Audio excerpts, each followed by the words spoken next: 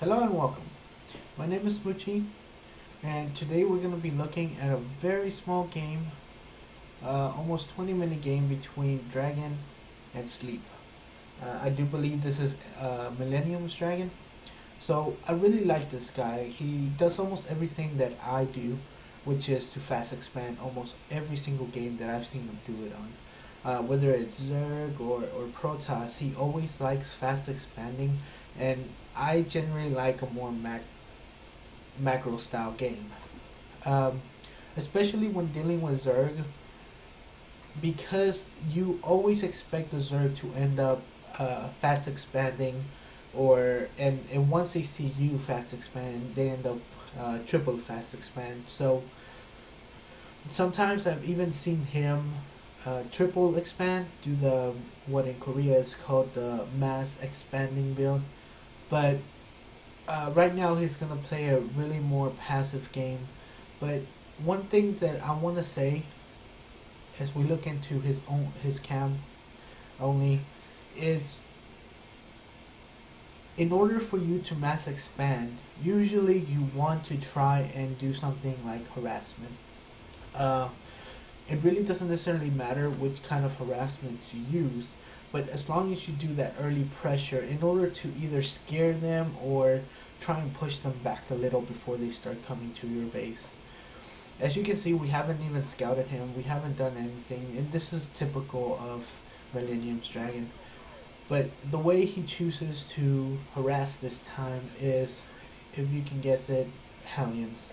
Hellion Reactor is really good against Zergs, but as we notice what time it is now, you should constantly check on your opponent's base, whether or not he's expanding or if he's not mass expanding or whatever it could be, because the problem with something like this is you're going Hellion Reactor, but if we look at his base, he's already getting roach.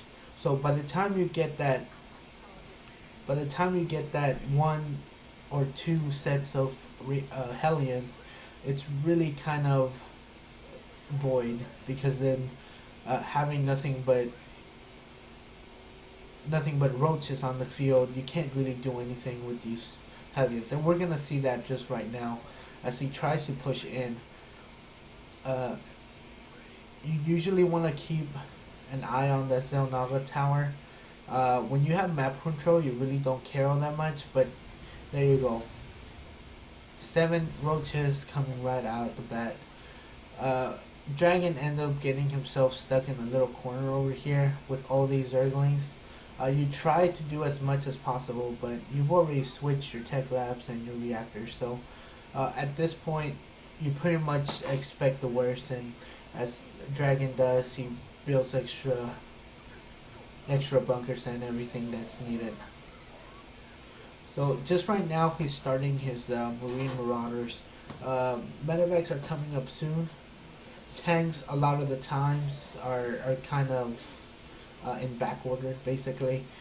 If he got his 2 engineering bays destroyed because he was gonna partly wall off here, but usually you want to wall off here so as not to do anything like that. But as you can see, he moves them back here, and he loves having those early upgrades, but since he's a little behind now, a little bit of his tech is behind, and so we just barely survive that attack. And at this time you want to say, okay, well, I might have enough to try and attack back. The problem with something like this is, because you just started having an actual army, it's hard enough to try and push with that small amount of army. At this time, is a very small army, really, really small. You don't really see a push at the 12-minute mark with a few Marines, a few more Marauders, because as you can see, you just get overrun.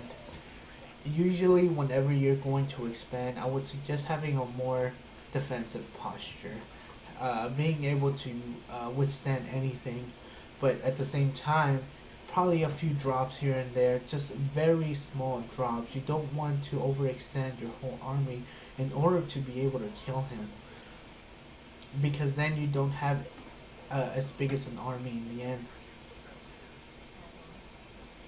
So as we continue along this game, you see he's trying to catch something. He keeps trying to find something. This pretty much gives us a definite answer of him expanding. But as you can see, 15-minute mark and we still don't have that big of an army. This is a fairly small army. I mean, we're almost at the same food level, but it just doesn't feel completely right to me. The amount of zerglings and the amount of everything else is just outstanding of what Sleep is doing. And as we see now, because we're constantly pushing with our actual army, we leave our base defenseless. We usually try and wall off completely. This is a very small gap, and zerglings can easily outuse it.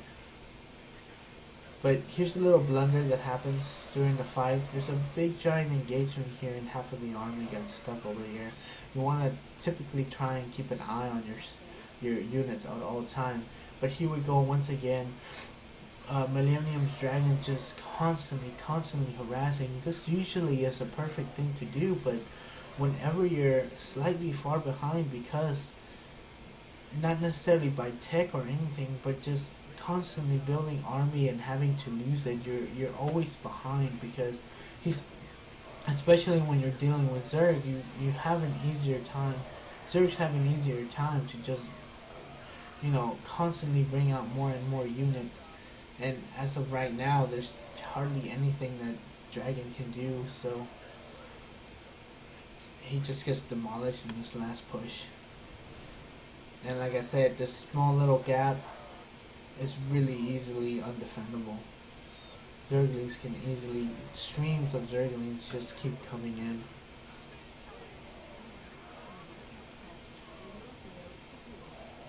And there goes the game.